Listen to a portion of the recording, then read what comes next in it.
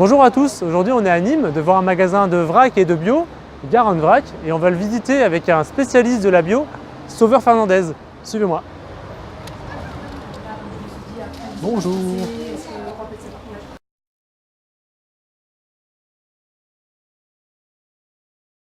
Bonjour Sauveur, alors pourquoi est-ce que tu as choisi cette épicerie? Pourquoi tu l'apprécies particulièrement?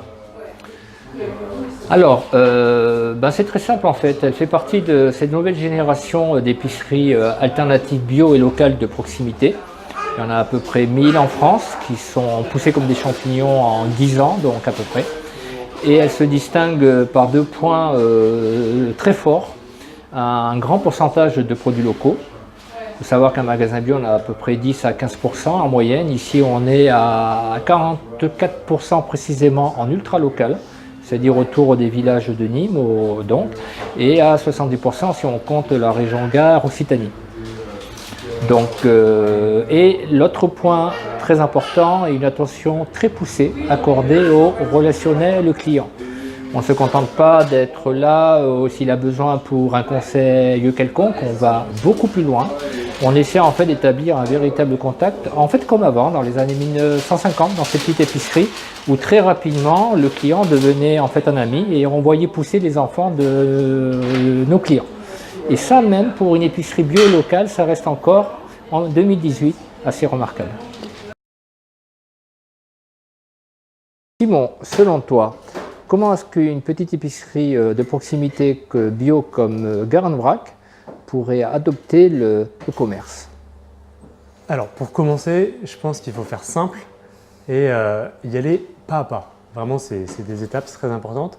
La première étape, à mon avis, c'est de partir des clients et des besoins qu'ils peuvent avoir sur des petites surfaces comme ça, c'est de pousser les murs. Finalement, le e-commerce, ça doit être apporté comme un service qui permet de pousser les murs, de mettre plus de produits, plus de services, plus d'options de livraison pour une clientèle déjà existante. Mais dans tous les cas, ça ne doit pas être quelque chose qu'on plaque par-dessus une activité qui marche déjà. Il faut vraiment partir des besoins des clients et on va se rendre compte que certains veulent des conditionnements plus grands, certains veulent certaines marques de bière ou certaines marques de cidre un peu spécifiques. Et en partant de ça, on peut, à travers un site e-commerce qui ne coûte pas très cher, en fait, cinquantaine d'euros par mois, adjoindre quelques services, tester, voir comment les clients répondent et itérer comme ça.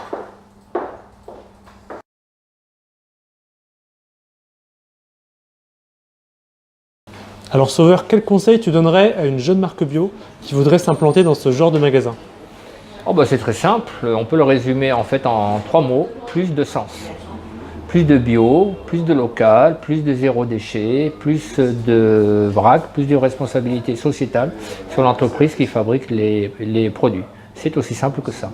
Alors évidemment, il y a une raison qui est un peu, on va dire, intéressée ou pragmatique quelque part, c'est qu'à l'époque où la croissance du bio est très forte, et on le sait tous, il est important pour se distinguer des centaines de marques qui se lancent sur le marché, d'être, on va dire, pour utiliser un mot en fait anglais, bankable, donc intéressante à être référencée par un magasin bio, tout simplement. Alors Simon, une autre question, c'est quoi pour toi faire du e-commerce de manière responsable pour une épicerie de proximité bio et ou locale? Alors, pour répondre à ça, on peut réfléchir à ce que c'est déjà le e-commerce irresponsable. Donc pour moi, le e-commerce irresponsable, c'est tout ce qui incite à la surconsommation. Le Black Friday, French Friday, tout ce qui est promo agressive pour inciter les gens à acheter de plus en plus et qui amène finalement à cette situation où en e-commerce, on a l'impression qu'on peut acheter tout du monde entier, se faire livrer chez soi à un prix ridicule qui ne garantit pas du tout une rémunération décente pour les acteurs. Et on peut tous se faire livrer chez soi sans rencontrer personne. Donc c'est quelque chose qui isole en fait. A contrario, le e-commerce responsable, normalement, crée des liens humains, met des gens en relation, partage des idées et permet également de réduire les temps de transport, réduire l'impact carbone du transport. Alors, Sauveur, quel axe d'analyse tu conseilles aux magasins qui voient arriver ces jeunes marques bio? C'est très simple, si un magasin, une chaîne de magasins veut référencer une jeune marque, le critère pour moi fondamental, c'est simple, c'est que est-ce qu'elle est plutôt dans le moins que dans le plus. C'est-à-dire, est-ce qu'elle va essayer de me proposer plus de références, en plus de quantité, en suremballage, plus d'emballage? Est-ce qu'elle va donc axer plus sur le prix pour inciter à en acheter plus? On peut se poser la question. Je serais plutôt attiré par une marque qui me dirait, bon ben voilà, j'ai une approche où j'incite mes clients à consommer moins, à mieux dépenser leur argent. J'ai une politique de zéro déchet qui est plutôt poussée. J'essaie d'avoir un minimum d'emballage et de raccourcir les intermédiaires entre moi et mes sous-traitants, c'est-à-dire que j'ai des fournisseurs en direct et je les connais tous de manière personnelle. D'accord. Voilà.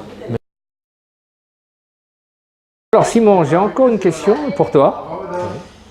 Comment est-ce que tu vois le e-commerce idéal dans 10 ans?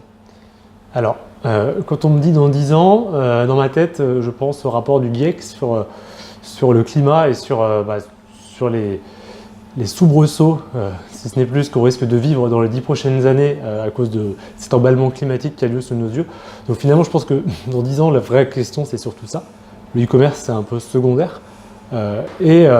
Si jamais le e-commerce pouvait apporter une contribution positive à ces questions-là, je pense que le e-commerce peut aider les magasins locaux à communiquer avec leurs consommateurs locaux et avec leurs producteurs locaux et pour permettre de créer du lien et d'amener un peu d'harmonie dans des relations commerciales au niveau local. Parce que si on entend ce qui risque de se passer, on risque d'avoir besoin de retourner à un niveau plus local sur nos échanges et sur nos approvisionnements alimentaires.